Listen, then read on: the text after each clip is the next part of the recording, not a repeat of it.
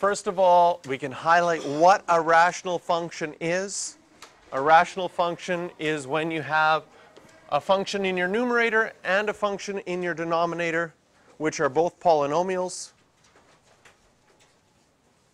And the first characteristic we're going to look at is with our non-permissible values. With our non-permissible values, we have two situations that could occur. Situation number one, we could have, oops, not horizontal. We could have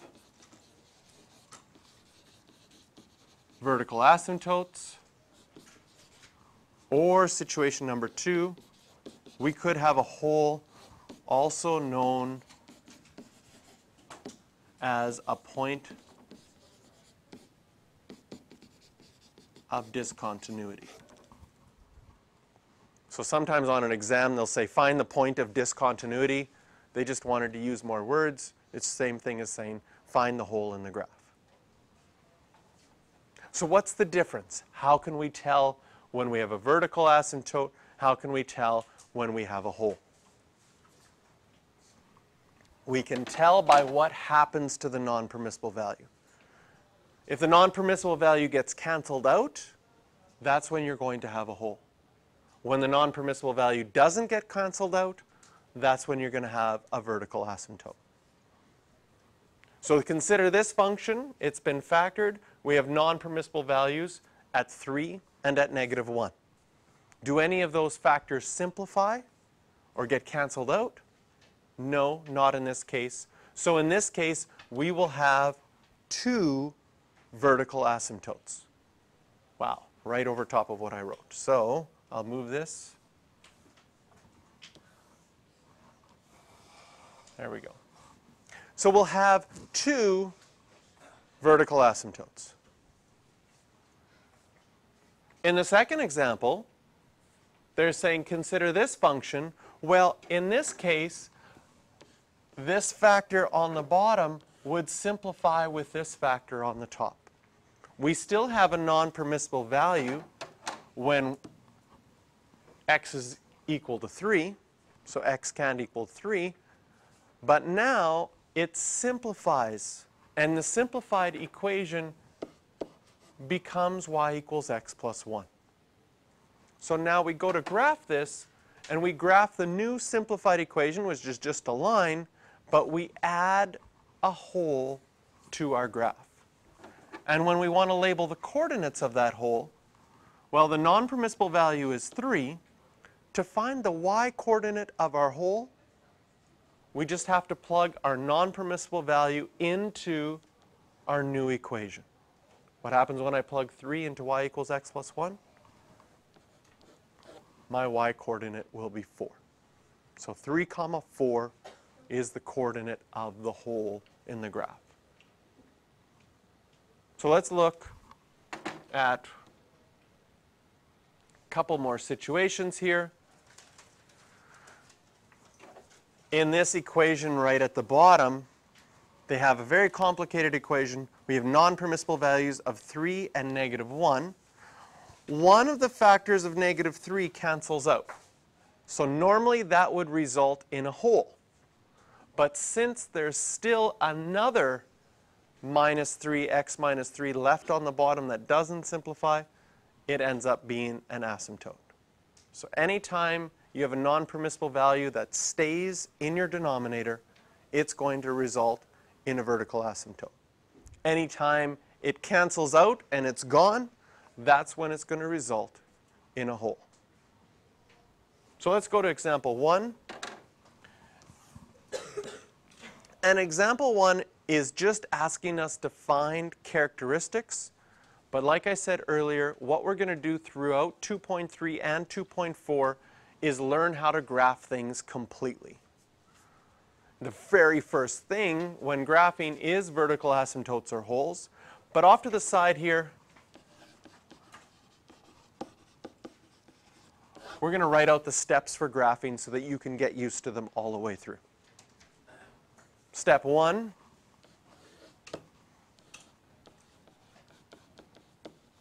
Well, I'm going to say before we do vertical, you're going to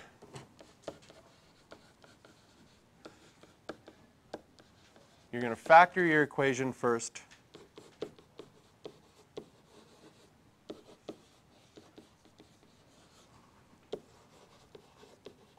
We're going to find all of our vertical asymptotes and or holes. And with these steps, we'll write them all out now so you have it all nice in your notes in one place. But some of it we'll need to clarify as we go through examples of what everything means. So step 1 is our vertical asymptotes and holes. Step 2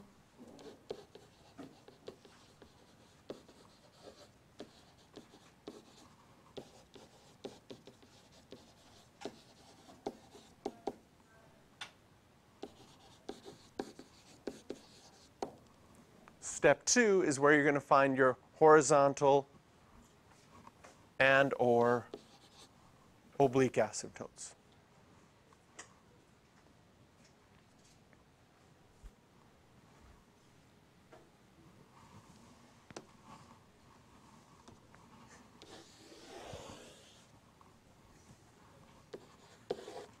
Step 3, we're going to find all of our x-intercepts and y-intercepts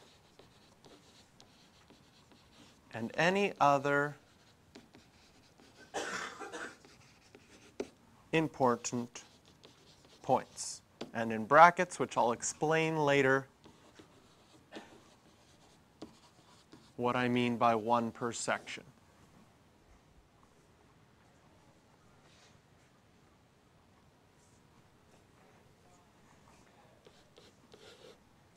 Finally, you're going to draw the graph, and I'll explain this later as well. You're going to draw the graph showing the asymptotic behavior. Whew.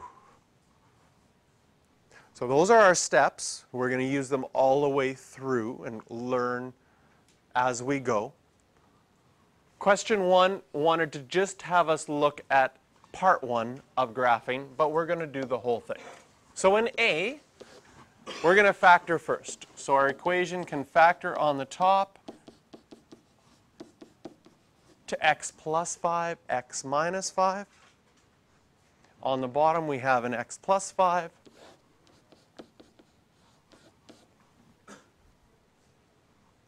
And so in step 1, our non-permissible value, x can't equal negative 5. And the question we have now is, does that make it a vertical asymptote or a hole? We look at our equation. Since that factor simplifies, we're going to get a hole. And that hole is going to be at negative 5 comma something. And we need to label that hole.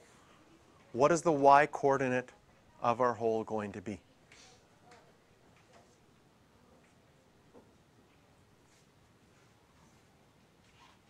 So we find the y-coordinate by plugging in negative 5 into the simplified equation. Our simplified equation now is just y equals x minus 5. If I plug in negative 5, you'll get negative 5 comma 10. Anytime you have a hole in your graph,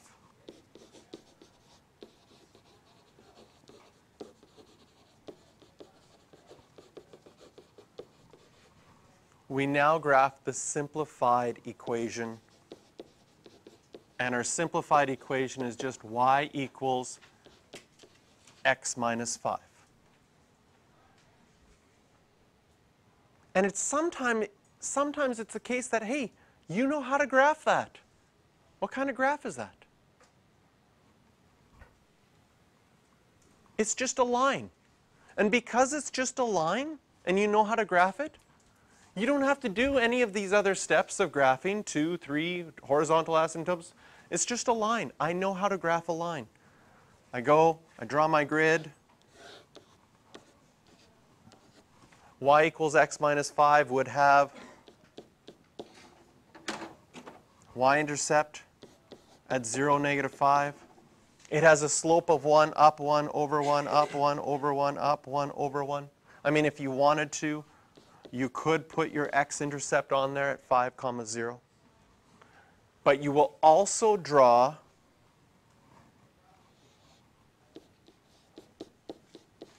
your hole at -5, -10.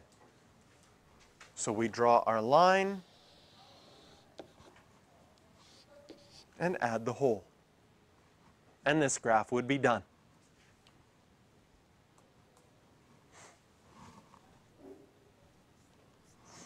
So after you find the hole, you graph the simplified equation. And if that simplified equation is no longer a rational graph, you don't have to worry about the steps for a rational graph, because you're done already. But let's look at part B. In part B,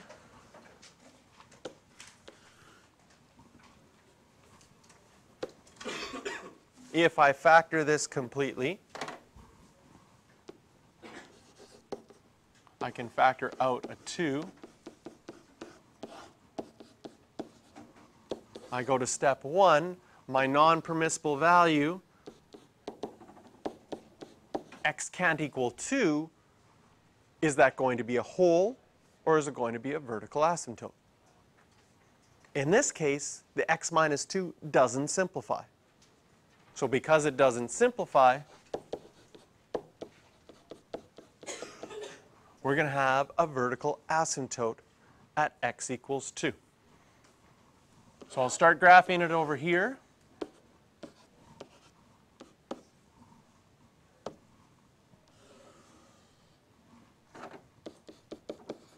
Draw my vertical asymptote at x equals 2.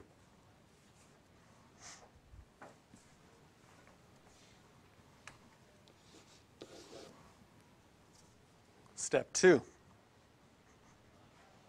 is looking for horizontal asymptotes or oblique asymptotes. Looking at that equation, will it have a horizontal asymptote?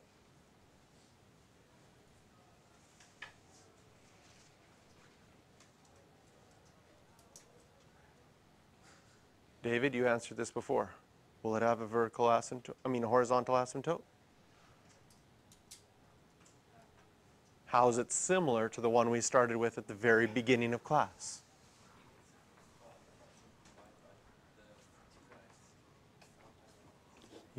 Yeah, you look at the highest degree is x, and since they're the same on the top and the bottom, we're going to get a horizontal asymptote, and it simplifies to y equals 4. And so 1, 2, 3, 4. Whoops.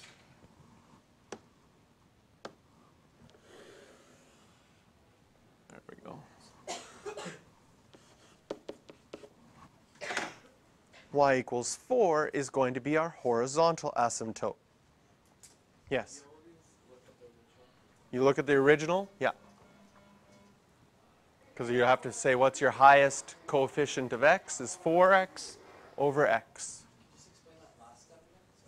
So when we're looking for a horizontal asymptote, which we'll describe even more fully before we do example 2, but our horizontal asymptote, if the degree is the same on the top and the bottom, so I have 4x on top, I have 1x on the bottom, then I can ignore everything else and say, what does that simplify to? 4x over x simplifies to 4. That will become our horizontal asymptote. Because as x gets really, really big, adding 2 and subtracting 2 doesn't make a big difference.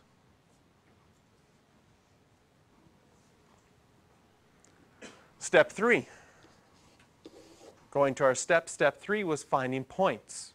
So you can, if you're wanting to think about 1 and 2 are about asymptotes, step 3 is about points. We're going to find our x-intercepts and y-intercepts. Your y-intercept is always the easiest one to find. You just have to plug in 0 for x. Look at your original equation.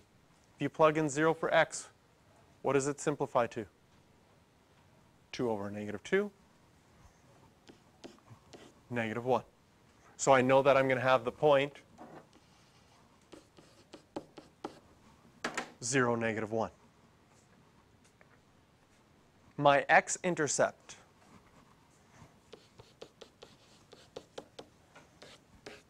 Well, now I plug in 0 for y. If you plug in 0 for y, here I'll do it here in blue. I'll use the factored one. This is the equation I would get.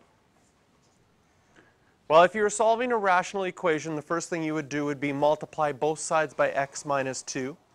Can you see if you multiplied both sides by x minus 2, the x minus 2 would go away on the right. And what's 0 times x minus 2? 0. So what ends up happening is anytime you're trying to find an x-intercept in a fraction, well, a fraction is only equal to 0 if your numerator is equal to 0. And since my numerator is already factored, what would make 2x plus 1 equal to 0?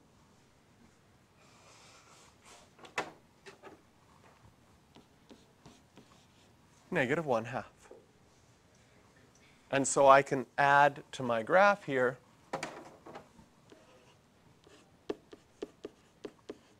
negative 1/2 comma 0.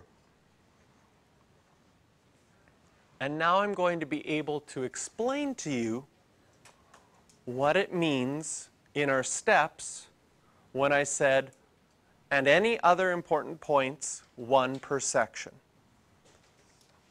We're going to say that anytime we have a vertical asymptote, your vertical asymptote splits your domain up into sections. We have one section to the left of x equals 2 and one section to the right. So after you've done your x-intercepts and your y-intercepts, you're going to ask yourself, do I have points in each section? I need to have at least one per section. Our x-intercept and our y-intercept are both in the section to the left of our vertical asymptote. So we need some more points in the section to the right of our vertical asymptote. To find them, you could plug in 3, you could plug in 4, you could plug in 5. Those are all values of x to the right of our vertical asymptote. What happens when you plug in 3? Going to get 14 over 1. So we're going to have the point, ooh, this is not to scale. I'd have the point 3 comma 14. That's as high as I can go on my smartboard. Should actually probably be up about here. But that didn't show up.